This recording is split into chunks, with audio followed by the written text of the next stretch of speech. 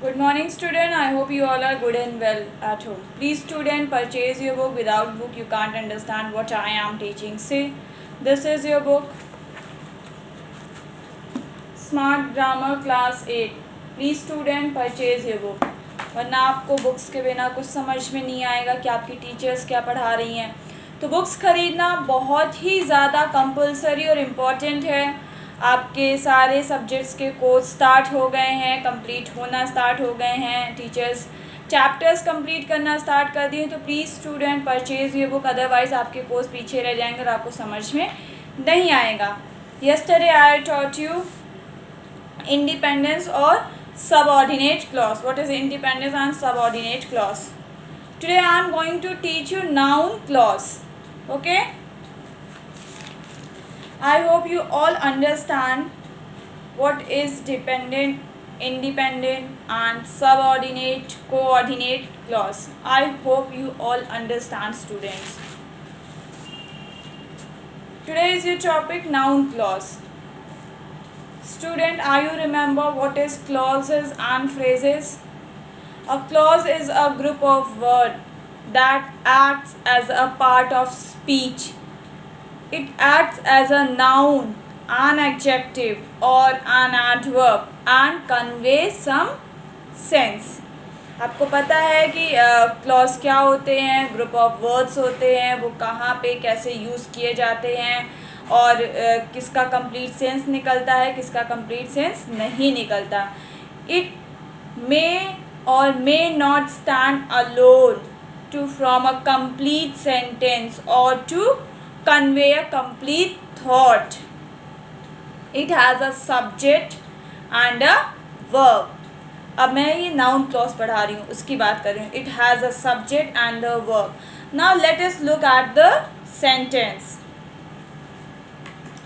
Noun clause क्या होती है, मैं आपको बता दूँ. नाउन क्लॉज जो सबऑर्डिनेट क्लॉज के सेंटेंस में नाउन का कार्य करता है वही नाउन क्लॉज कहलाता है. नाउन क्लॉज को पहचानने के लिए मेन वर्ब से वर्ड से क्वेश्चन करने पर जो आंसर आता है, वर्ड से क्वेश्चंस करते हैं हम, जो आंसर आता है वही नाउन क्लॉज कहलाता है. नाउन क्लॉज को पहचानने के लिए मेन वर्ब से वर्ड से जो क्वेश्चन करते हैं उसका जो आंसर आता है वही नाउन क्लॉज कहलाता है. और इसमें कौन कौन से वर्ड्स आपको देखने को मिलते हैं नाउन क्लॉजेस में? That, who, whom, whose, which, why, if, whether, where, how, when, etcetera. ये सारे वर्ड्स आपको नाउन क्लॉज में देखने को मिलते हैं. तो let us look at the sentence. Sentence के थ्रू हम आपको ये एग्जाम्पल के थ्रू और भी ज़्यादा क्लियर करते हैं what is noun clause. I know that the apples from the orchard of Kashmir are juicy. मुझे पता है जो कश्मीर के बागों में, मतलब खेतों में, बगीचों में एप्पल्स हैं वो बहुत ही ज़्यादा जूसी हैं. I know that the apples from the orchards of Kashmir are juicy.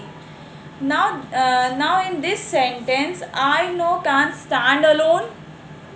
So on its own as a complete sentence, I know in this sentence can stand alone on its own as a complete sentence, and so I know is a dependent clause or a main clause. I know यहाँ पे dependent clause है और main clause है, वो क्या है? stand alone है. And the second part of the sentence, that the apples from the orchard of Kashmir are juicy, is a group of words. ये क्या है? एक group of words है which has a subject or a verb, जिसमें आपका subject और verb है. Okay, apples subject are verb. So this entire thing, the dependent clause, and this dependent clause is answering, ये आपका dependent clause है entire, और ये dependent clause क्या कर रहा है, answering the question से answer पूछ रहा है. I know, but I know that the apple from the orchard of Kashmir are juicy. So this dependent clause is acting as a noun clause. So this dependent clause is known as a noun clause. ये dependent clause यहाँ पे आपका noun clause की तरह जाना जाएगा. क्यों? क्योंकि यहाँ पे ये आपसे मैंने क्या बोला था कि आपके मेन वर्ब से या फिर इंडिपेंडेंट क्लॉज से जो क्वेश्चंस किया जाएगा हु व्हाट से, और उसका जो आंसर आएगा, this is called a noun clause. So what are the noun clauses, और हम इसको आपको एक्सप्लेन करते हैं स्टूडेंट्स और क्लियर करते हैं. आई होप आपको एक एक पॉइंट्स क्लियर होते चले. Noun clauses work as a noun in a sentence. They answer the questions what or how. Noun clauses work as a noun in a sentence. Noun clause जो होता है work as a noun in a sentence. They answer the question what or how.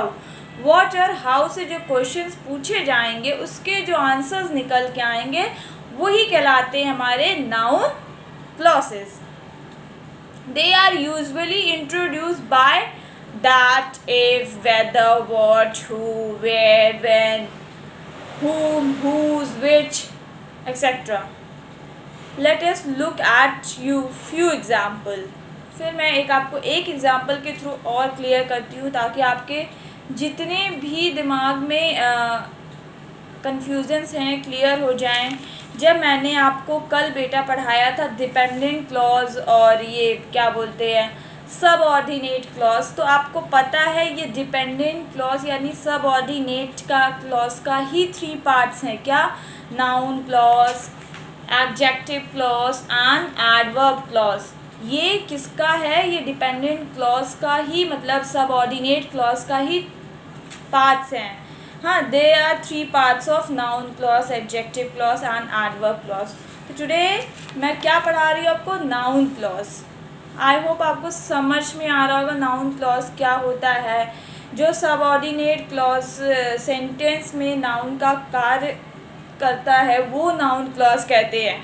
Noun clause को पहचानने के लिए main verb से, what से, who से जो क्वेश्चंस करते हैं उसका जो आंसर आता है रिप्लाई में वो हमारा नाउन क्लॉज कहलाता है.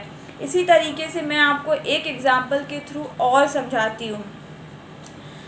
That it will rain seems unlikely.